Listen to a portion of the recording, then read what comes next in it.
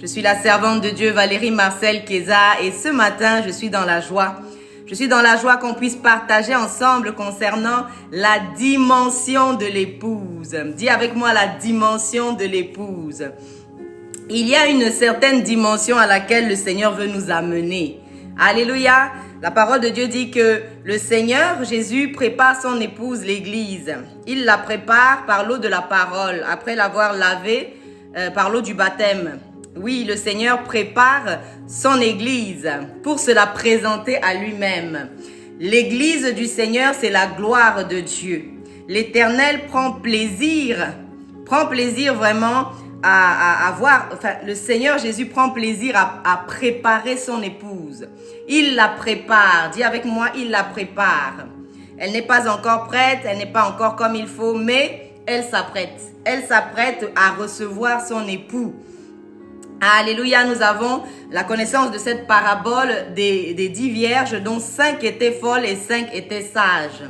5 d'entre elles avaient prévu l'huile. 5 d'entre elles avaient prévu de l'huile. Elles étaient restées en connexion avec le Saint-Esprit. Alléluia, le Saint-Esprit, nous avons besoin du Saint-Esprit. Nous avons besoin de cet esprit qui nous réveille.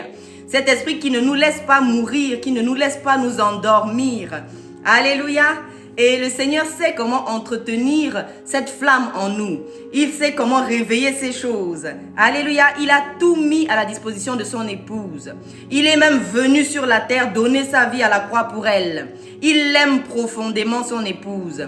Et nous, en tant qu'épouse, nous devons nous préparer. Nous devons laisser le Saint-Esprit nous préparer. Nous avons cet exemple merveilleux de la reine Esther, qui ne s'est pas préparée toute seule. Il y a son oncle Mardoché qui représente quelque part le Saint-Esprit, qui l'a enseigné, qui a pris le temps de la façonner, qui a pris le temps de lui donner des secrets, alléluia, pour toucher le cœur du roi. Pour toucher le cœur du roi. Et ce que le Seigneur attend de nous, c'est ce genre d'intimité où Esther, elle connaissait son époux, elle connaissait son mari. Et elle savait que même s'il y avait des protocoles, il y a une manière de toucher le cœur du roi. Il y a une manière d'approcher le roi. Alléluia, elle était devenue tellement précieuse au cœur du roi que même si elle enfreignait le protocole, eh bien, son époux donc lui a fait grâce. Quand elle est entrée dans la présence du Seigneur, eh bien, le roi a tendu son sceptre, il a dit laissez-la passer. Laissez-la passer. Alléluia. Une épouse peut passer où de simples personnes ne peuvent pas passer. C'est l'épouse qui a accès au cœur du roi. Alléluia. Et nous voyons que c'est très important. C'est très, très important parce que le mariage est quelque chose, c'est un mystère, dit la parole de Dieu. Et au travers du mariage, eh bien, le Seigneur veut manifester sa gloire. Il veut que nous entrions dans une autre dimension. Il veut que, vous voyez, quand Jésus est arrivé à ce mariage à Canaan où il manquait du vin, eh bien, ils avaient déjà bu du vin, une sorte de vin, voilà, bon. Et au moment où Jésus a fait entrer ce vin nouveau, les gens étaient étonnés. Les gens étaient étonnés et ils lui ont dit, mais tu as caché ce bon vin comme ça pour la fin, pourquoi tu n'as pas sorti ça depuis le début ? Mais c'est quand Jésus entre dans l'affaire, c'est quand Jésus entre dans cette affaire, eh bien que le vin nouveau se manifeste, le vin sucré se manifeste. Et il y a des dimensions du mariage que beaucoup n'ont pas encore expérimentées. Alléluia. Et le Seigneur veut nous amener à cette dimension. Il veut qu'on comprenne en quoi le mariage est agréable et comment le mariage doit fonctionner. Alléluia. Je disais, on n'est pas une épouse parce qu'on est femme, parce qu'on a un corps de femme. Alléluia. Si on ne sait pas laisser, si on ne se laisse pas enseigner par le Saint-Esprit, si on ne se laisse pas conseiller, si on ne se laisse pas façonner, si on ne laisse pas le Saint-Esprit guérir nos blessures, eh bien nous n'atteindrons jamais cet état de plénitude et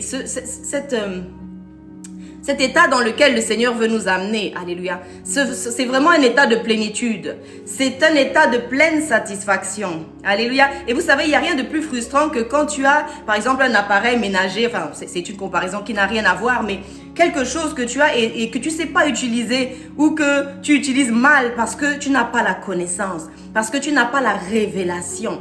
Et beaucoup sont dans des mariages, ils n'ont pas la révélation de qui est la femme qui dort à côté d'eux. Beaucoup sont dans des mariages, ils n'ont pas la révélation de quel est l'homme qui est à côté d'eux. Parce que c'est une équipe merveilleuse que le Seigneur met en place, l'époux et l'épouse. C'est quelque chose de merveilleux. Et la preuve, c'est qu'ils viendront régner ensemble. Lorsque l'église, l'épouse du Seigneur sera enlevée, par la suite, l'étape c'est quoi? C'est qu'à un moment donné, ils vont venir régner ensemble. Ils vont venir juger ensemble. Alléluia. Tout ce qui appartient à l'époux va devenir la propriété de l'épouse. Alléluia. L'épouse de Christ, en s'unissant à Christ, eh bien, aura cette autorité pour juger. Alléluia. Alléluia. Le Seigneur est merveilleux. Nous avons besoin de laisser le Saint-Esprit nous transformer. Nous avons besoin d'une fraîche révélation. Nous ne voulons pas vivre notre parentalité comme d'habitude. Nous ne voulons pas vivre notre mariage comme d'habitude. Nous avons besoin de ce vin nouveau. Nous avons besoin de comprendre qui nous sommes en tant que femmes. Quelle autorité on a en tant que femme. Quelle puissance Dieu a déposée en nous. Esther a sauvé tout un peuple. Alléluia. Tout un peuple. Alléluia. En tant qu'épouse, en tant que femme, nous devons connaître notre identité. Nous devons savoir qu'il est bon. Alléluia. D'être soumise à un époux qui vous aime. D'être soumise à un époux qui défend tes intérêts. D'être soumise à un époux qui te met à l'honneur. Alléluia. C'est merveilleux. Mais nous ne pouvons pas comprendre ces choses si nous ne comprenons pas comment le Seigneur Jésus, notre époux par excellence, nous aime. Comment il nous a créés parfaitement. Il ne nous manque rien. C'est juste que nous ne savons pas ce qui somnole au-dedans de nous. C'est juste que nous n'avons pas encore pris conscience de cette dimension de l'épouse. De l'épouse. Et c'est à cette dimension que le Seigneur nous attend. Et vous savez, il est dit dans la parole de Dieu que tant qu'un enfant reste un enfant, il n'est pas différent d'un esclave. C'est-à-dire qu'il n'aura pas accès aux choses qui sont précieuses dans la maison. Ils n'auront pas accès au coffre-fort, ils n'auront pas accès à beaucoup de choses. Nous devons grandir, nous devons maturer. Mais si Mardochée n'avait pas été à côté d'Esther, Esther ne pouvait pas atteindre cette dimension. C'est ce qui a fait la différence parce que toutes les femmes qui avaient été présentées au roi étaient vierges. Toutes, pas une seule n'était pas vierge. Toutes étaient vierges. Alléluia. Donc, c'était difficile de choisir. C'était difficile et toutes étaient belles. Il n'y en avait pas une qui était moche. Non, il n'y en avait pas une qui était laide pour être disqualifiée. Toutes étaient belles. Maintenant, ce qui a fait la différence, c'est la présence de Mardochée dans la vie d'Esther. La présence du Saint-Esprit dans la vie d'une femme. Une femme qui se lève le matin, elle commence à parler en langue. Une femme qui se lève le matin, quand elle dépose le pied à terre, Satan est dans la confusion. Alléluia. Une femme qui sait que sa journée va se terminer, elle aura obtenu un miracle dans cette journée. Alléluia. Elle ne va pas se coucher comme la veille, comme non. À chaque jour, elle s'embellit, elle s'améliore, elle se perfectionne. Elle entretient cette relation avec le Saint-Esprit. Alléluia. Et oui, ce n'est pas une femme oisive. La parole de Dieu dit que lorsque le Saint-Esprit est en vous, il ne vous laisse pas oisif. Vous n'allez pas rester la même qu'avant. Chaque jour, quelque chose va changer dans vos vies. Chaque jour, les choses qui doivent quitter dans nos vies doivent quitter. Les choses qui doivent quitter de nos vies doivent quitter. Les fausses conceptions, les limitations, les blessures du passé. Les blessures du passé. Il n'y a que le Seigneur qui peut guérir nos blessures. Les blessures de l'âme. Les souffrances, les situations qu'on a traversées nous ont blessés, nous ont fermés à l'amour, nous ont fermés au fait de pouvoir faire confiance. Alléluia. Et nous avons besoin que le Saint-Esprit vienne réveiller ces choses en nous. Nous avons besoin que le Saint-Esprit vienne restaurer nos foyers. Nous avons besoin que le Saint-Esprit vienne effacer toutes les rancunes, toutes les colères, peut-être même justifier.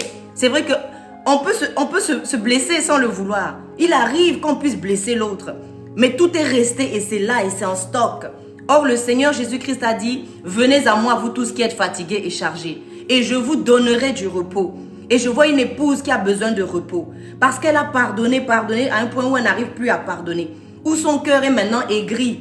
Alléluia. Et c'est l'œuvre de l'ennemi. Il faut bien identifier l'ennemi pour comprendre que l'ennemi principal, ce n'est pas l'époux, ce n'est pas l'épouse, parce qu'ils font partie de la même équipe.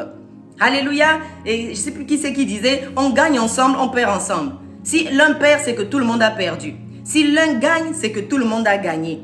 Mais il faut qu'on arrive à ce niveau de révélation. De nous sommes ensemble, nous sommes une équipe, nous avons des ennemis communs. Et nous devons nous battre pour que ces foyers soient heureux, pour que ces foyers reflètent la gloire de Dieu. Alléluia. Je sais que parfois, on a du mal à croire que c'est possible. Mais la parole de Dieu dit que tout est possible à celui qui croit. Alors, ce matin, le but, c'est de réveiller la foi de quelqu'un. C'est de réveiller la foi de quelqu'un, c'est de faire comprendre que c'est possible, que c'est ce que le Seigneur a prévu pour nous. Et que même si la situation que nous vivons actuellement n'est pas tout à fait comme il a prévu, mais il a laissé la parole. La parole de Dieu dit que à la Genèse, au commencement, la terre était informe et vide. C'était le chaos, c'était le tohu-bohu. Alléluia, rien, on ne pouvait rien faire avec ça. Mais la parole de Dieu dit que Dieu a déclaré. Dieu a commencé à parler. Dieu a commencé à parler. Vous savez, j'aime beaucoup la parole de Dieu parce que tout ce que j'entends, que ce soit les découvertes scientifiques, que ce soit les découvertes médicales, tout ce que j'entends, l'histoire, ça confirme la parole de Dieu. Vous savez que l'être humain, le corps humain est composé à 80, aux alentours de 80% d'eau, de l'eau, des fluides. Alléluia. Et nous savons que l'eau est réactive à la parole. Parce que nous savons qu'il y a ce savant asiatique qui avait fait une expérience. Il avait fait une expérience sur une plante. Et il avait mis 2 plantes différentes et il avait commencé à décréter, à parler des bonnes paroles sur l'une des plantes. Et sur la deuxième, il disait des choses méchantes, mauvaises et destructrices. Et ce qui s'est passé, c'est qu'au bout d'un moment, la plante sur laquelle on décrétait de bonnes choses, elle était épanouie. Elle était merveilleuse, elle était vraiment dans toute sa splendeur. Et celle sur laquelle on avait décrété des choses mauvaises, eh bien, elle était toute rabougrie. Elle était en train de mourir parce que la parole de Dieu dit que la vie et la mort sont au pouvoir de la langue. Celui qui l'aime en mangera les... Elle était en train de mourir parce que la parole de Dieu dit que la vie et la mort sont au pouvoir de la langue. Celui qui l'aime en mangera les...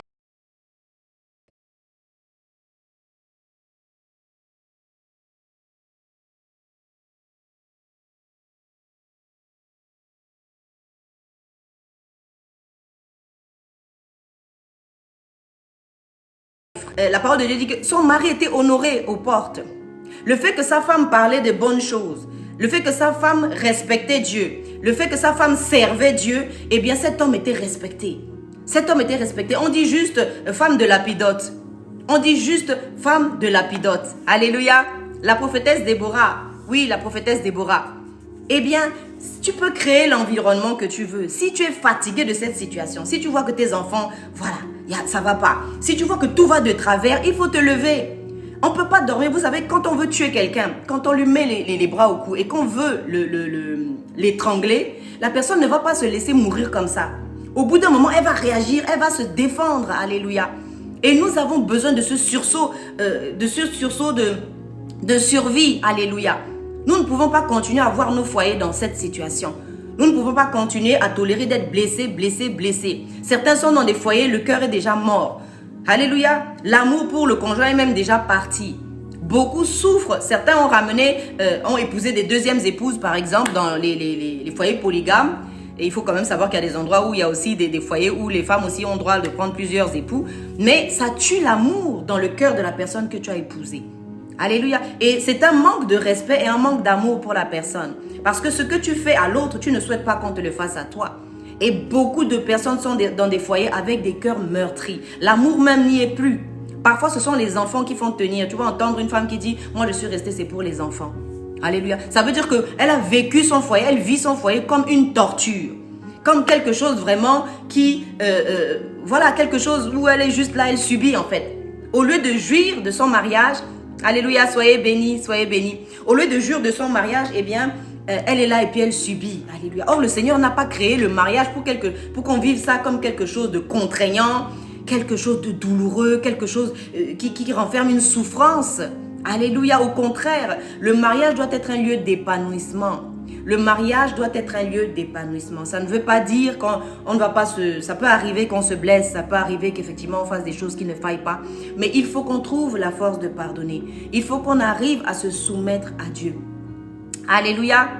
La parole de Dieu dit que si une femme a par exemple un mari non croyant, Et si un homme, par exemple, ça vaut aussi pour l'homme finalement, a une femme non croyante, eh bien, par son comportement, elle pourra gagner son époux. Par son comportement. Alléluia. C'est notre comportement, c'est notre connexion avec Dieu, notre connexion avec le Seigneur qui va amener ce sel, ce plaisir dans le mariage. Alléluia. C'est dommage quand on voit des mariages où tout le monde est triste, tout le monde subit, tout le monde se cache des choses. Aujourd'hui, tout le monde a peur de s'ouvrir à l'autre parce que la confiance est partie. On a posé des actes, on a blessé l'autre. On a blessé son épouse, on a blessé son époux. Et puis, tout le monde est là en train de cacher des choses. Alléluia. En fait, le mariage est déjà brisé. L'alliance est déjà brisée. Alléluia. Le Seigneur veut restaurer. Le Seigneur veut restaurer, le Seigneur veut restaurer. Restaurer des mariages, restaurer des mariages, restaurer l'amour qui avait été brisé, restaurer la confiance qui avait été brisée. Il est temps. Vous savez, c'est dommage que parfois, il faille arriver au point où on perd un conjoint. On perd une épouse, on perd un époux. Merci pour les cadeaux, soyez bénis. Et c'est là qu'on se rend compte, de l'aberration dans laquelle on était. Et parfois, on court après des choses, mais ça reflète souvent, des blessures. Quelqu'un qui change de femme du jour au lendemain, qui prend une femme, 2 femmes, 3 femmes, qui échange les concubines et qui ne trouve toujours pas cette satisfaction, ne trouve toujours pas ce bonheur, doit pouvoir se remettre en question et se dire où est-ce que j'ai été blessé. Peut-être que j'ai manqué de quelque chose étant enfant, peut-être la présence d'une mère, la présence d'un père. Et il ne faut pas négliger ces choses-là.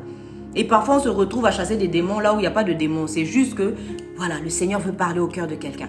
Le Seigneur veut dire à quelqu'un, je sais que tu as manqué de ta mère. Peut-être que tu as été orphelin jeune. Peut-être que tu as vécu, il y a des parents dysfonctionnels aussi.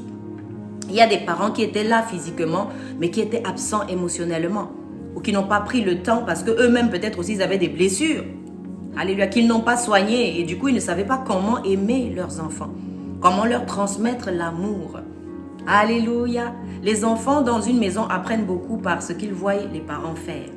Parfois, on peut gagner quelqu'un sans parole. La parole dit que la femme, par exemple, qui a un époux non croyant, elle va gagner son époux comment? Sans parole. Par son comportement, par ses actes. Alléluia. Gagner quelqu'un sans parole.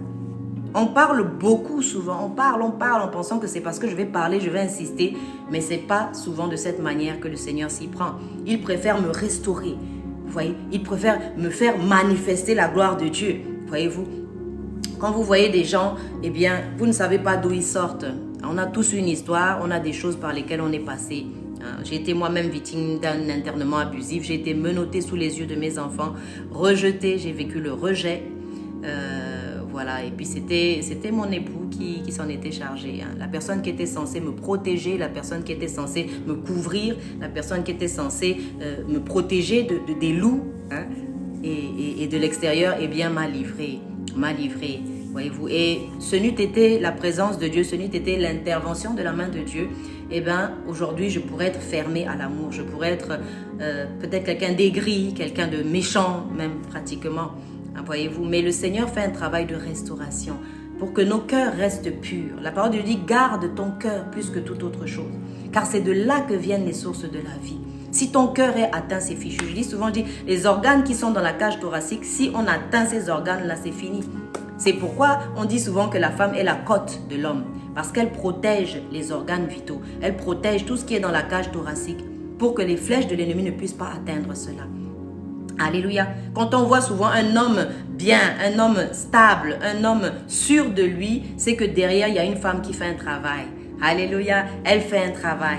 Elle encaisse certains chocs. Elle l'écoute. Alléluia. Je ne sais plus qui c'est qui disait la nuit porte conseil, mais en fait, non, ce sont les cuisses de madame qui portent conseil. Parce que lorsqu'on met sa tête dessus, eh bien, on peut parler. On peut dire des choses qu'on ne peut pas dire ailleurs. Alléluia. Et les hommes, les femmes aussi, ont besoin de cela. Un lieu d'intimité, un lieu où on se sent protégé, un lieu où on sait que ce que tu vas dire là, ça ne va pas se retrouver sur la place publique.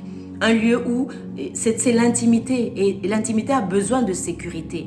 L'intimité a besoin de confiance, et chez beaucoup, cette confiance a été brisée. Vous voyez, une femme à l'origine, c'est comme un enfant. Il arrive, il n'a pas des arrière-idées. il n'est pas tordu, il n'est pas pervers, il n'est pas... Mais c'est par la suite, avec ce qu'il va vivre.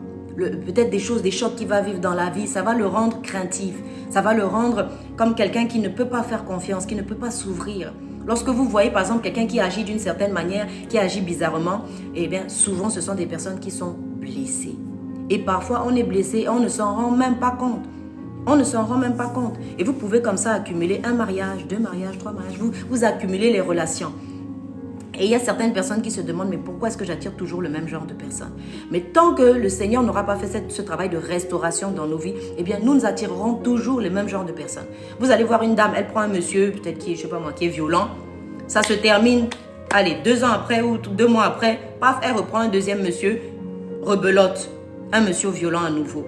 Parce qu'il faut qu'on apprenne notre identité. Il faut que le Seigneur nous restaure dans notre identité. Qu'il nous fasse comprendre qu'on n'a pas le droit de se laisser briser par d'autres personnes. Qu'on n'a pas le droit de laisser quelqu'un d'autre nous descendre. Parce que l'Éternel, Dieu nous a en haute estime. Moi, je dis souvent, j'ai l'époux le plus merveilleux au monde. Et c'est vrai que c'est difficile de concurrencer avec lui parce qu'il prend bien soin de moi. Je suis une femme, je suis joyeuse, je suis heureuse, je suis épanouie, je suis comblée. Alléluia.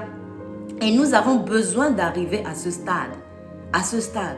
Et quand l'autre, le partenaire arrive, lui aussi, il arrive restauré, guéri de ses blessures. Et si ce travail n'a pas encore été fait, c'est un travail que peut-être on va faire ensemble ou alors chacun de nos côtés. Mais il faut que le Saint-Esprit nous guérisse. Il faut que le Seigneur nous restaure. Vous mettez 2 personnes blessées dans la même maison, ça va être comme vous savez dans les dessins animés quand il y a le chat, je ne sais plus si c'est le chat et la souris dans une maison et puis vous voyez des éclairs, des étoiles partout et puis il y en a un qui sort de là ou bien vous entendez seulement des cris. Vous imaginez ce qui se passe dans une telle maison. Nous avons besoin d'être guéris. Nous avons besoin de laisser le Saint-Esprit guérir nos blessures, toucher nos cœurs, aller au plus profond de nous. Certains ont été abusés dans l'enfance. Et si le Seigneur ne vient pas restaurer ces choses, on ne pourra pas avoir des relations normales avec nos partenaires. On ne pourra pas. La stature de l'épouse. La stature de l'épouse. Nous devons grandir. Nous devons grandir. Nous devons laisser le Saint-Esprit nous enseigner. Alléluia. Parce que nous pouvons devenir meilleurs. L'être humain, il est perfectible. Il n'est pas obligé de rester dans l'état. Oui, peut-être tu es blessé. Oui, peut-être tu as été déçu. C'est possible. Alléluia. Mais ce n'est pas obligé que tu restes déçu. C'est pas obligé. Et j'ai remarqué que le Seigneur, souvent, il aime, il restaure. Là où tu as été blessé, il te ramène à ce même endroit et il te fait passer à une autre étape, voyez-vous. Par exemple, moi, lorsque j'ai été internée, eh bien, ce sont des médecins qui avaient fait des faux documents, des psychiatres, entre autres. Et lorsque le Seigneur a voulu me restaurer, eh bien, il a amené un psychiatre aussi qui a pris ma défense, qui a pris ma cause et qui m'a accompagné à l'ordre des médecins, qui m'a accompagné vraiment dans ma lutte pour me montrer que le problème, ce n'est pas la femme ou l'homme, ce sont les blessures, ce sont des gens mal construits, ce sont des gens dont le cœur est mauvais à l'origine. Mais autrement, ça ne doit pas changer notre image de nous-mêmes.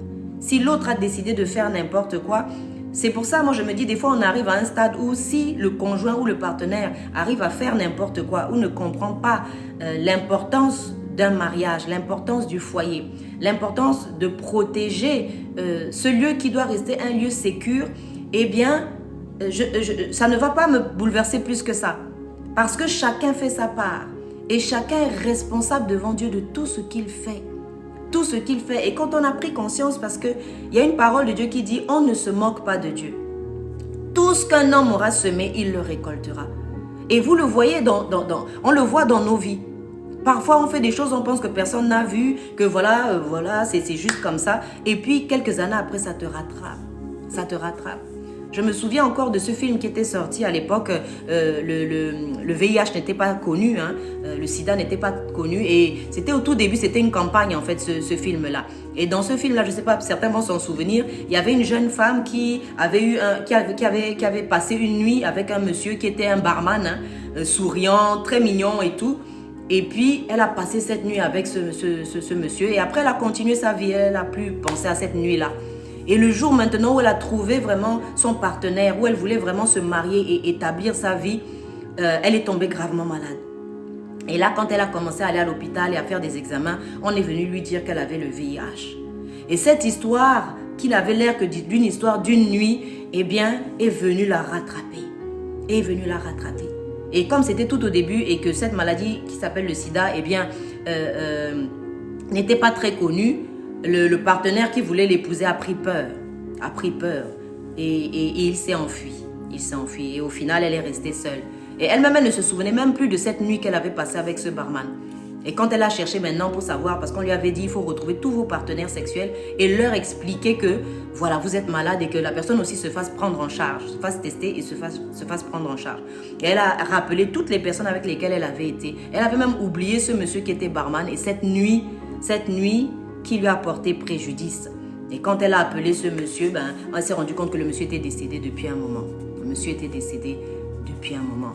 Et elle allait témoigner dans les universités. Vous voyez, des fois, les témoignages viennent de beaucoup de souffrances. Les témoignages, des fois, c'est du vécu, c'est des choses qu'on a vécues nous-mêmes et dont on veut faire partager l'expérience aux gens, dont on voudrait que, par exemple, la parole de Dieu dit que tout ce qui est marqué dans la parole de Dieu, ça a été marqué pour nous instruire, pour nous servir peut-être d'avertissement. Dire, voilà, telle personne avait fait tel choix à tel moment, voilà comment les conséquences sont arrivées. Voyez-vous ? Et lorsqu'on pèse les conséquences de certaines choses, eh bien, on évite certains problèmes. On évite certains problèmes. La parole dit que le sage, il s'assoit et il calcule la dépense. Si tu vois qu'il y a un acte que tu vas poser, qu'il y a peut-être une décision que tu veux prendre et qui va avoir trop de conséquences, des choses que tu ne peux pas assumer ou qui vont te faire souffrir après, eh bien, tu évites de poser de tels actes. Tu évites de prendre de telles décisions. Voyez-vous ? Et on parlait de la femme selon la stature de Christ parce que la femme, c'est un être très complexe. Je dis souvent que c'est le joker de l'Éternel. C'est-à-dire que quand la femme, Dieu a tout créé. Il a créé les hommes, les êtres humains, les animaux, les végétaux, tous les luminaires, les lampadaires, les étoiles, le soleil, tout ce qu'il fallait, l'écosystème et le reste. Mais au moment où il a créé Ève, c'est là qu'il a dit, c'est parfait. C'est parfait. C'est parfait. Et il a dit quelque chose, il a dit, il n'est pas bon que l'homme soit seul. Il n'est pas bon que l'homme soit seul. On monte, on descend, certains peuvent dire, oui, mais moi ça me va comme ça. Non, c'est parce que juste tu n'as pas trouvé la bonne personne. C'est juste parce que tu es encore blessé. C'est juste parce que le Saint-Esprit n'a pas encore fait ce travail de restauration dans ton cœur. Alléluia. Et je pense que c'est peut-être pour ça aussi que Dieu a mis Adam dans un sommeil profond pour pouvoir en tirer Ève. Alors qu'est-ce qu'il a mis dans Adam ? Peut-être, je ne sais pas moi, un disque qui va faire que quand il va voir Ève, il va se dire « Ah, voilà enfin ma semblable. Voilà enfin celle qui me ressemble. Voilà enfin celle qui va pouvoir m'accompagner. Je ne serai plus tout seul. » Alléluia. La stature de l'épouse, de l'épouse, de l'épouse. Et c'est vraiment une stature à laquelle il faut parvenir. Ce n'est pas parce qu'on est une femme, qu'on a un corps, eh bien qu'on est directement capable d'être une épouse. Une épouse, c'est une personne accomplie. C'est une personne accomplie qui a atteint un certain stade. Ça ne veut pas dire qu'elle n'aura pas des choses encore à apprendre, à progresser dans certains domaines. Mais la stature de l'épouse, ce n'est pas n'importe quelle stature. Par exemple, lorsqu'on voit dans la parabole des 10 vierges, eh bien, celles qui n'avaient pas prévu de l'huile, eh bien, ce n'étaient pas de bonnes épouses. Ce n'était pas la fiancée qui s'était préparée. C'était une fiancée qui ne s'était pas préparée. Or, le mariage, le fait de devenir épouse, ça se prépare. Et c'est dommage parce qu'on voit qu'on va à l'école, on commence à la maternelle, on grandit, on est enseigné sur beaucoup de choses. L'histoire, on peut connaître l'histoire de la terre entière, tout ce qu'on veut. Mais on n'apprend pas aux gens à devenir une épouse. On n'apprend pas aux femmes à devenir une épouse. On n'apprend pas aux jeunes hommes de devenir un époux, à aimer leurs épouses. Et c'est là que la parole maintenant vient combler cette faille, en fait, combler ce manque, en fait, ce vide. Alléluia. Parce que tu peux être très intelligent, mais manquer de bon sens. La parole de Dieu dit que la femme sage, elle édifie sa maison. Elle construit sa maison. Elle établit sa maison. Et la femme insensée la détruit de ses propres mains. Les deux sont femmes, mais il y en a une qui est sage, il y en a une qui est insensée. Et seul le Saint-Esprit peut te rendre sage. Parce que c'est l'esprit de sagesse. C'est l'esprit de sagesse. C'est le Saint-Esprit qui va te dire, fais ça, ne fais pas ça. Qui a donné à Esther cette pensée de faire ce jeûne Esther de 3 jours avant d'aller dans la présence du roi? Eh bien, c'est Mardoché. C'est Mardoché, c'est le Saint-Esprit. C'est l'Esprit de Dieu qui a conseillé à Esther de prendre les 3 jours de jeûne. Et elle a été obéissante. Parfois, le Seigneur va te dire de faire des choses qui vont être peut-être difficiles ou qui vont te paraître insensées ou pas en corrélation avec ce que tu attends. Est-ce que vous avez remarqué que parfois vous demandez à Dieu quelque chose et la manière dont ça vient ou la forme sous laquelle ça vient, vous vous dites mais est-ce que ça peut être ça? C'est pas possible. Ou alors c'est après, une fois que le miracle a eu lieu, qu'on se dit ah, je comprends maintenant pourquoi le Seigneur voulait que j'aille à tel endroit. Ah, je comprends pourquoi le Seigneur voulait que j'abandonne telle personne, telle relation. Et certains doivent quitter, je le répète, des relations qui ne mènent nulle part. Un monsieur qui est avec toi depuis 1 an, 2 ans, il te tourne en bourrique, il te prend toute ta jeunesse, toute ton énergie et puis au final, rien. Certains ont même fait des enfants à des femmes sans l'intention de les épouser. Alléluia. N'est pas époux qui veut. N'est pas époux qui veut. C'est une stature. La stature de Christ, c'est une stature. Et celui qui ne connaît pas Christ, celui qui n'a pas le Saint-Esprit en lui aura du mal à devenir un époux selon le cœur de Dieu. Parce que la parole de Dieu dit époux, aimez vos femmes comme Christ a aimé l'Église. Mais comment est-ce que Christ a aimé l'Église? Il s'est dépouillé de tout. Il s'est dépouillé de tout. Il a vu la vie de son Église, l'Église, plus précieuse que sa propre vie. Plus précieuse que sa propre vie. Et il n'a pas envoyé un serviteur aller faire le travail. Il n'a pas envoyé quelqu'un d'autre. Non, il s'est lui-même, il est allé à la croix. Il est descendu. Vous voyez, c'est cet amour sacrificiel. Quelqu'un qui est concerné par votre vie, qui est concerné par ce qui vous manque, par ce que vous devez devenir. Il s'inquiète, il s'intéresse à votre vie. Il s'intéresse à ce que vous aimez, à ce que vous n'aimez pas. Il va respecter ce que vous n'aimez pas. Parce qu'il vous aime. Et l'amour change tout. Aimez vos épouses comme Christ a aimé l'Église. Il faut comprendre ce que c'est que le verbe aimer. Je me rappelle qu'une fois, il y a eu un documentaire, un monsieur qui avait tué son épouse. Et on lui a donné le micro en disant, mais pourquoi vous avez tué votre épouse? Et il dit, mais parce que je l'aimais trop. Mais on se rend bien compte que là, il a une mauvaise compréhension de ce que c'est que l'amour. Il faut comprendre ce que c'est que l'amour. L'amour se sacrifie. L'amour sacrifie et l'amour se sacrifie. Est-ce que quelqu'un est capable de se sacrifier pour toi? Est-ce que quelqu'un est capable de se sacrifier pour toi? Alléluia. C'est très important. C'est très important. Nous voyons que dans l'histoire de Boaz et de Ruth, eh bien, Boaz a tout sacrifié. Parce que, en fait, lorsque Boaz a rencontré Ruth, Ruth avait des dettes. Ruth et sa belle-mère Naomi avaient des dettes. Et c'est ce que Boaz a dit au cousin qui avait le droit de rachat sur Ruth avant lui. Il allait lui dire, bon écoute, il y a Ruth qui est là avec sa belle-mère Naomi. Et voilà, on a le droit de rachat sur elle, mais c'est toi qui as le droit de rachat. Mais sache une chose, c'est que si tu épouses Ruth, eh bien tu vas devoir payer ses dettes. Tu vas devoir payer ses dettes.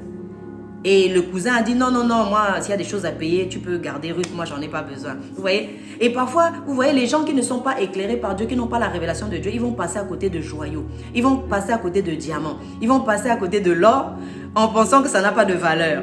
Et la personne qui va venir derrière va venir récupérer. On dit souvent, il y a ce dicton que j'aime beaucoup, on dit, quand quelqu'un laisse, quelqu'un prend. Quand quelqu'un laisse, quelqu'un prend. Et quand la bonne personne arrive pour te prendre, eh bien, elle te met en valeur.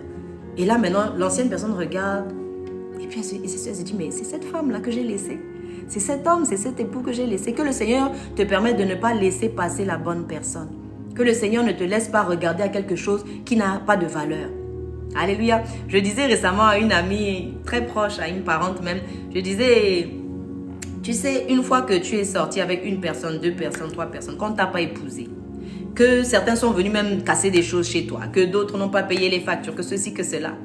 Quand la bonne personne arrive et qu'elle prend bien soin de toi, il ne faut pas que tes blessures fassent que tu le chasses. Alléluia. Parce qu'il y a des hommes qui méritent d'être gardés. Il y a des hommes qui méritent d'être auprès desquels ils méritent qu'on puisse patienter. Même s'ils ne sont pas tout à fait encore comme il faudrait. Peut-être ils vont arriver. Voilà. Mais c'est là même que apparaît tout le travail d'une épouse.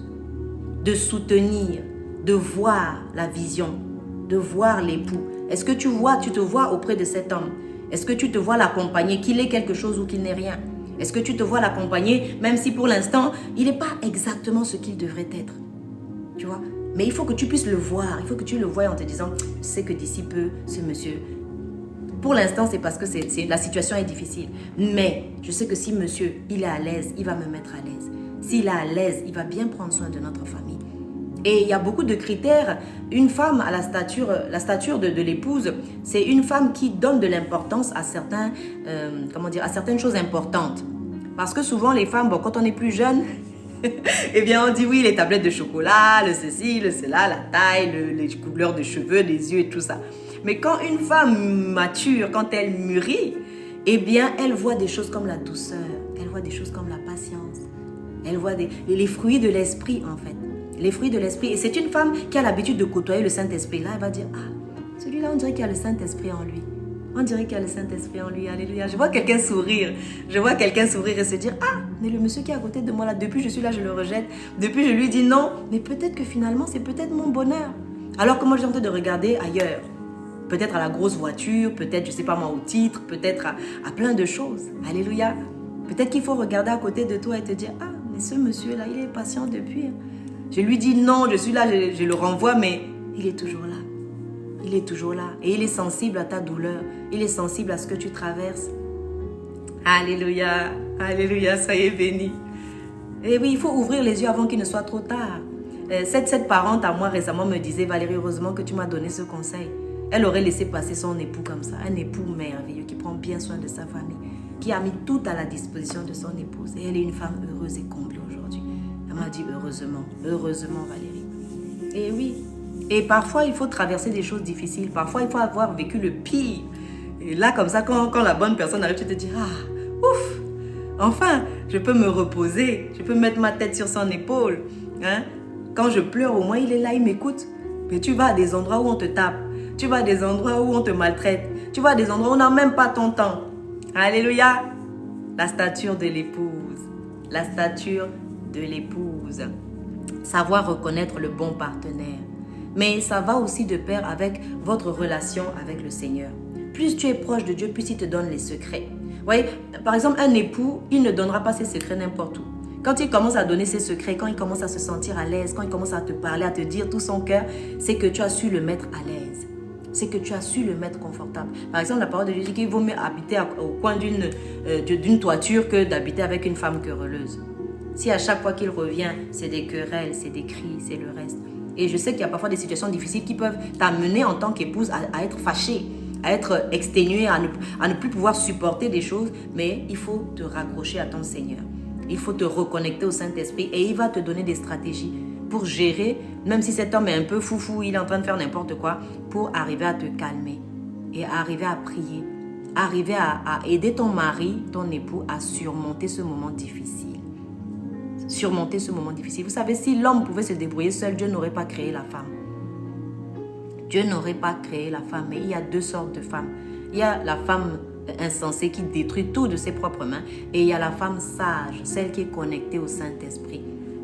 Celle qui est connectée au Saint-Esprit, celle qui va pouvoir puiser dans l'Esprit de Dieu la force pour pardonner, la force pour aller de l'avant, la force pour encourager. Alléluia. Et oui, tous les hommes qui sont là conviendront avec moi que la beauté ne suffit pas. Il ne suffit pas d'être belle.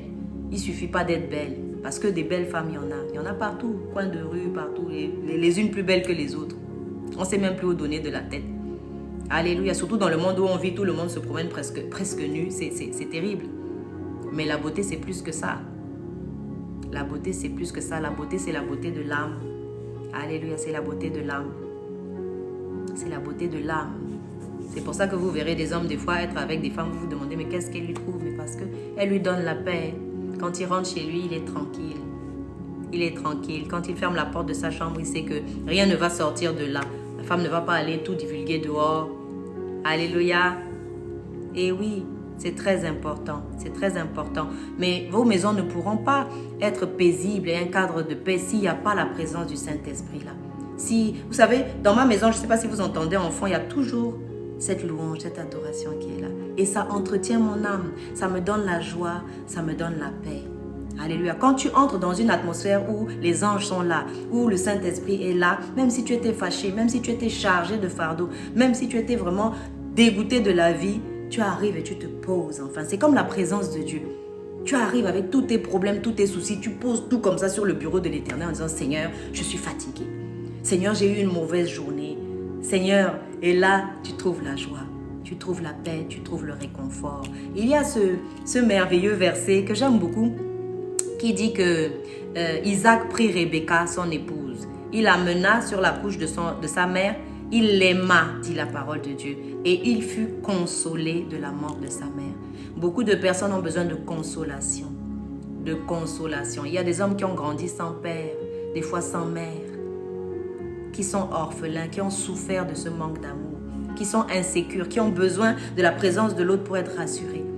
Il y a des besoins. Vous savez, le mariage, c'est un cadre de guérison aussi. C'est comme un hôpital, en fait. On arrive blessé, on arrive en lambeaux, on arrive... voilà. Et petit à petit, le Saint-Esprit va faire le travail. La parole dit que Jésus-Christ lave son épouse, l'Église. Il la lave. Pourquoi? Parce qu'il y a encore des tâches. Parce qu'il y a encore des choses qui doivent être guéries, des choses qui doivent être restaurées. Alléluia. En fait, ton état d'esprit va être beaucoup influencé par ce que tu entends. Si tu commences à écouter des bonnes paroles, oui, et parfois on a tellement été blessé par les gens qu'on a une mauvaise image d'eux. Tu peux regarder ton mari avec un mauvais œil. Tu peux regarder ton épouse avec un mauvais œil. Mais il faut commencer à écouter des bonnes choses concernant cet homme. Il faut commencer à écouter des bonnes choses concernant cette femme. Si tu as des amis, par exemple, qui te conseillent mal, qui te disent « Non, mais le monsieur, il a exagéré, la dame, il a exagéré », débarrasse-toi de tels amis. Débarrasse-toi de tels amis parce que ce qu'on entend, ça produit quelque chose en nous. Et après, on réagit par rapport à ce qu'on a entendu. Et commencer à déclarer des bonnes choses. La parole, je ne sais plus qui c'est qui disait, quand tu proclames des bonnes choses, quand tu pries pour quelqu'un, tu ne peux pas maudire la personne, tu ne peux pas critiquer la personne, tu ne peux pas aller salir la personne quelque part parce que tu es en train de prier pour la personne. Et sans amour, tu ne peux pas prier pour la personne. Parce qu'il faut de l'amour pour prier pour quelqu'un. Et c'est vrai qu'il y a quelques années, je faisais l'expérience quand le Seigneur disait, oui, priez pour vos ennemis. Priez pour vos ennemis. J'ai mis 10 ans avant de pouvoir pardonner aux personnes qui m'ont interné à tort en psychiatrie, qui m'ont privé de mes enfants pendant 15 ans. J'ai passé mon temps dans les tribunaux. Ça n'a pas été facile. Mais j'avais pris un livre qui s'appelait La formation des leaders. Et je lisais, je disais, ah ça je maîtrise, ça je maîtrise. Ça. Je suis arrivée sur le chapitre qui parlait de l'amour. Quand j'ai commencé à lire, j'ai dit non Seigneur, ça là, je ne suis pas encore arrivée à ce stade-là. J'ai mis le livre de côté. 10 ans ça m'a pris pour pouvoir pardonner. 10 ans pour pouvoir pardonner. Comprendre, en fait, voir mes ennemis avec compassion.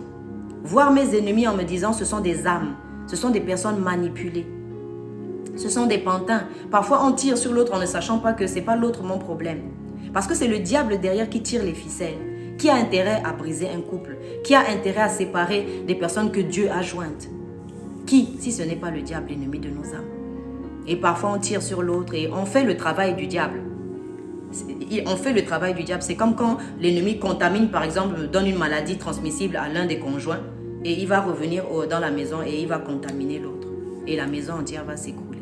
Et c'est comme ça qu'après on trouve des orphelins, les parents sont partis. Parce qu'il y a un des conjoints qui a ramené une maladie mortelle de dehors. De dehors. Voyez-vous, nous avons besoin de changer ce que nous écoutons. Nous n'écoutons plus les mêmes musiques. Vous savez que les musiques, ce sont des fréquences et ça agit sur l'âme. Et il y a certaines musiques, par exemple, qui vous rendent nerveux, qui vous rendent agressif, voyez-vous. Mais il y a certaines musiques, certains chants, certaines chansons, eh bien, qui font du bien à votre âme, qui vous rendent douce, qui vous rendent patiente, qui vous rendent aimante. Au lieu d'être aigrie, fâchée, en colère et tout, eh bien, ça vous apaise. Ça vous apaise. Nous avons besoin de nous séparer aussi de certaines relations qui nous induisent en erreur, qui nous disent des mauvaises choses, qui nous donnent des mauvais conseils. Ton premier conseiller, ta première conseillère, ça doit être ton épouse, ton époux. Parce que vous êtes dans le même champ de bataille, vous êtes dans la même mission. Or, s'il y a un manque de communication, l'équipe ne va jamais gagner. Vous n'allez jamais pouvoir venir à bout de tous les dangers qui vont venir, de toutes les attaques de l'ennemi. La stature de l'épouse, c'est vraiment une stature. C'est une stature. D'arriver à la stature, par exemple, de la reine Esther. La reine Esther, elle avait une mission. Quand elle a failli oublier sa mission, c'est Mardoché, qui est l'image du Saint-Esprit, qui lui a rappelé qu'attention, tu es là-bas, c'est pas pour rien. Tu es la femme de cet époux, c'est pas pour rien. Parce que si cette maison réussit, ce sera ta gloire en tant qu'épouse. Ce sera ton travail que tu as fait en backstage, en fait. Alléluia. Mais si ça s'écroule, eh bien, ce ne sera pas à ta gloire. C'est jamais une joie quand un foyer est détruit. C'est jamais une joie et personne ne gagne à ce qu'un foyer soit détruit. Mais c'est pas facile, c'est vrai, de maintenir un foyer debout, de maintenir un mariage avec une atmosphère de joie, de paix et un amour véritable. Mais c'est quelque chose qui doit être travaillé. C'est quelque chose pour lequel on doit laisser le Saint-Esprit avoir accès à nos maisons, avoir accès à nos cœurs. On ne doit pas s'endurcir. Si le Saint-Esprit te dit depuis, mais pardonne. Dis au Saint-Esprit, si tu n'arrives pas, dis Seigneur, je n'arrive pas. Je veux pardonner à mon époux, je veux pardonner à mon épouse, mais je n'y arrive pas, Seigneur. Aide-moi, Seigneur. Aide-moi à pardonner à mon époux. Aide-moi à pardonner à mon épouse. Aide-moi à pardonner à ma belle famille. Il n'y a que le Saint-Esprit qui peut nous aider à pardonner. Alléluia, la stature de l'épouse. La stature de l'épouse. L'épouse se prépare parce que l'époux arrive. L'époux arrive. Et on dit que dans la nuit, on va commencer à crier, voici l'époux. Voici l'époux. Et c'est là où tout le monde va commencer à courir. Les unes vont se rendre compte qu'on n'a pas d'huile dans les lampes. Les lampes se sont éteintes.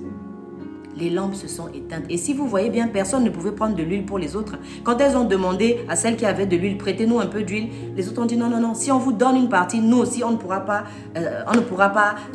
avoir la victoire. On ne pourra pas s'en sortir. Chacun doit avoir sa propre huile. Chacun doit avoir sa propre huile. Esther, pendant qu'elle se préparait, on lui avait donné des aromates, on lui avait donné des huiles, qui sont la représentation du Saint-Esprit. Le Saint-Esprit dans la vie d'une femme, c'est lui qui amène une femme à devenir une épouse. Toute femme n'est pas forcément épouse. Toute épouse est une femme, mais toute femme n'est pas forcément une épouse. Toute femme n'est pas forcément épousable. C'est comme les fruits, vous voyez, dans un arbre, vous pouvez voir plusieurs fruits. Certains sont déjà à maturité, mais certains, voilà, sont encore verts, c'est pas encore mûr. C'est pas encore mûr. En tant qu'homme, nous devons maturer. En tant que femme aussi, nous devons maturer. Atteindre cette stature pour pouvoir tenir dans le mariage, pour pouvoir être stable dans le mariage, pour pouvoir encaisser, endurer et pouvoir encaisser les chocs, parce qu'il y a des chocs dans le mariage. Beaucoup de choses se passent dans le mariage. Il peut y avoir des maladies qui arrivent, et des maladies mortelles même, que vous devrez combattre ensemble. Voyez-vous? Il faut que ton époux puisse parler sur ton corps, qu'il puisse ordonner dans ta vie, que tu puisses te soumettre à lui pour que quand il parle, eh bien, il délie des choses dans ta vie. Et il faut que cet époux parle des bonnes choses dans ta vie. Des bonnes choses, surtout pas des mauvaises, parce que tout s'accomplit. Tout ce qu'on dit avec nos bouches, ça finit par s'accomplir. Donc, autant parler des bonnes choses, comme ça tu verras ton épouse s'accomplir. Je vois des hommes changer de langage. Je vois des époux changer de langage concernant leurs épouses. Ils sont allés dehors, ils ont parlé sur d'autres couches, sur d'autres oreillers. Ils ont dit des choses, des secrets de leurs épouses. Ils ont mal parlé de leurs épouses. Je vois des gens demander pardon à leurs épouses. Je vois des gens retrouver le chemin de leur maison. Je vois des hommes, des époux mettre fin à des relations extra-conjugales. Et je vois des femmes retrouver le sourire. Je vois des femmes retrouver la joie de se réveiller le matin avec le sourire, de bénir sa maison. Alléluia. Aucun époux ne doit détruire son épouse. Il est là pour construire son épouse, pour l'aider, pour l'assister, pour l'accompagner. Aucune épouse ne doit détruire son époux. Aucune épouse ne doit détruire son époux, ni par sa parole, ni par sa façon de se comporter, ni par sa façon de se vêtir. Pensons-y, pensons-y. Vous savez, quand vous êtes ambassadeur d'un pays, vous faites tout pour qu'on ne puisse pas mettre la honte sur ce pays-là. Vous faites attention à ce que vous dites, vous faites attention à là où vous allez, vous faites attention à qui vous saluez. Alléluia. C'est une histoire de représentation. La parole dit qu'une bonne épouse, une épouse sage, c'est la couronne de son époux. Mais une épouse qui querelleuse et qui raconte n'importe quoi, c'est comme une carie dans ses yeux. C'est-à-dire que quand il ouvre la bouche comme ça, on voit comme si sa bouche, il y avait des caries dedans. Alléluia. Après, c'est à nous de choisir si nous voulons être des bonnes épouses, des épouses à l'image de ce que Christ attend, ou si nous voulons être des femmes vulgaires, des femmes banales, des femmes qu'on oublie ou qu'on... Non, alléluia. Le Seigneur a trop d'estime pour nous en tant que femmes. Quand il nous a créés, il nous a merveilleusement créés. Et on est venu en tant que Ézer. Ézer, ça veut dire l'aide vitale. Quand une épouse vient, elle vient sauver la vie de son époux. Elle vient sauver la vie de son époux. Comme Séphora qui a sauvé la vie de Moïse. Quand Moïse n'a pas fait ce qu'il fallait, Séphora a circoncis l'enfant en urgence pour ne pas que la colère de Dieu s'abatte sur Moïse. Quand une femme arrive, elle sauve la vie de son époux. Elle sauve la vie de son époux. Ézer, la femme. Et Ézer, c'est aussi une aide militaire. C'est-à-dire que quand elle arrive, c'est une guerrière. Elle est toute équipée. Les hommes qui savent vraiment mettre leur femme à l'honneur, qui savent donner à la femme, à l'épouse, sa place, eh bien, ils sont bien gardés. Une maison dans laquelle ta femme se lève, prie, voit des choses en rêve, c'est une grâce particulière. La parole de Dieu dit que on peut hériter de ses parents une maison, une villa, des richesses, voitures, tout ce que tu veux. Mais une femme sage, c'est un cadeau de l'Éternel. C'est-à-dire qu'on ne peut pas tricher. Tu ne peux pas venir comme ça et dire, Seigneur, donne-moi. Non. Il faut que tu touches le cœur de Dieu. Certains disent, mais pourquoi je ne suis pas encore mariée? Peut-être que le caractère n'y est pas encore. Peut-être que tu ne peux pas encore supporter cette femme que tu veux supporter. Nous sommes appelés à devenir.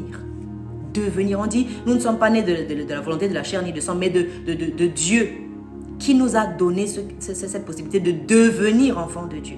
Et souvent, les verbes dans la parole de Dieu sont des verbes progressifs. C'est-à-dire que devenir. On est en chemin. Comme dit Paul, c'est pas que je sois arrivé, mais je cours vers le but. J'oublie tout ce qui est derrière. Le Seigneur veut changer toutes nos anciennes conceptions du mariage, de la femme, de l'homme.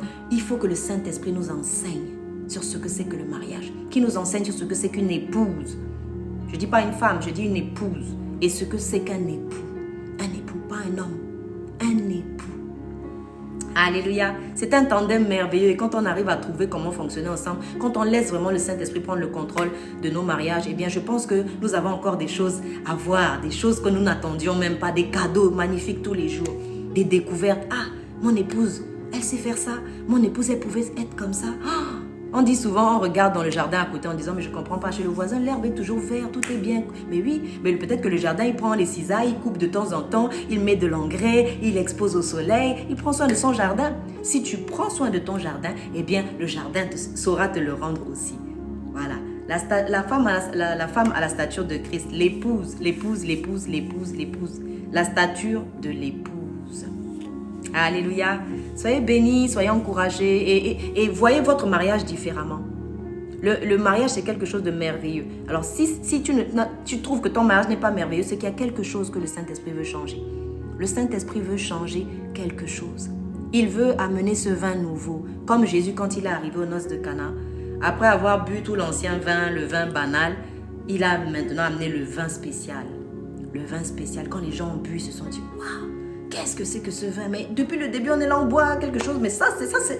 Tu sors ça d'où? Alléluia. Le meilleur est devant. Le Seigneur peut restaurer un foyer qui a été brisé. Un foyer, vous êtes même peut-être déjà au divorce. Les papiers sont même peut-être déjà chez l'avocat. Je vois des gens aller retirer les papiers chez l'avocat en se disant, ah, mais peut-être que je suis en train de jeter une perle à la poubelle.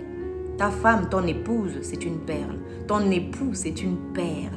Alléluia. Il faut que tu puisses te lever chaque matin en disant, wow, merci Seigneur pour cet époux que tu m'as donné. Merci Seigneur pour cette épouse que tu m'as donnée. Seigneur, bénis-le, bénis-la, Seigneur. Ouvre-lui les portes, Seigneur. Seigneur, que tout ce qui est opposition dans sa vie, tout ce qui s'oppose à la manifestation de la gloire dans la vie de mon époux, dans la vie de mon épouse, soit brisé au nom de Jésus. Seigneur, que ta gloire descende dans nos maisons, dans nos foyers. Que ta gloire descende sur nos enfants, Seigneur. Que tout ce qui allait de travers revienne dans l'ordre maintenant. J'ordonne au nom puissant de Jésus que tout ce qui était de travers entre maintenant dans l'ordre au nom puissant de Jésus. Oui, Seigneur, il faut commencer à décréter. Il faut que tu le crois, il faut que tu le vois. Alléluia. Si tu crois, tu verras la gloire de Dieu. Tu verras la gloire de Dieu. Tu vivras la gloire de Dieu dans ton foyer, dans ton mariage au nom puissant de Jésus. Alléluia. Soyez bénis. C'était la servante de Dieu Valérie Marcel Keza et on se retrouve très bientôt ensemble. Soyez bénis. Soyez bénis.